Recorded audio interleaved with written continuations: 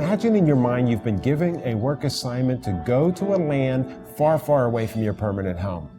Now while you're away, you work hard and make some dough.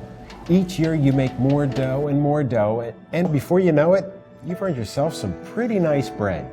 As time draws closer to you going back to your permanent home, you realize you can't take your bread with you.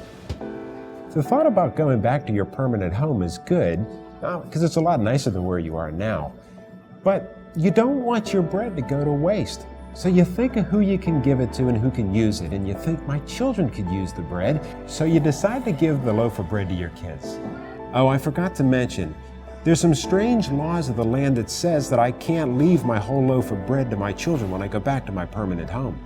Others before have tried and actually find that they can only leave half a loaf.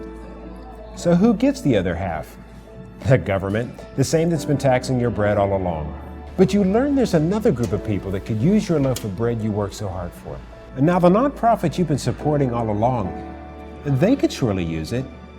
Now you learn something very interesting. If you give the half a loaf of bread you were going to give to your children to the nonprofit, you could actually take the half going to the government and give the whole loaf to the nonprofit.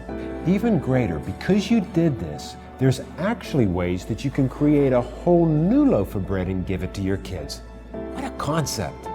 The illustration of the far, far away land is your time here on earth. The permanent home is our heavenly home, and of course the bread represents our money. And this is spiritual battle.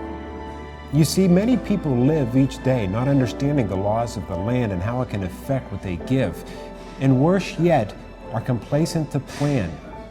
And if Satan can keep us in the dark about the things that we need to know, and worse yet, can let us feel that it's okay to put off until tomorrow to plan, we could actually be leaving our bread to groups of people that we don't want to leave it to.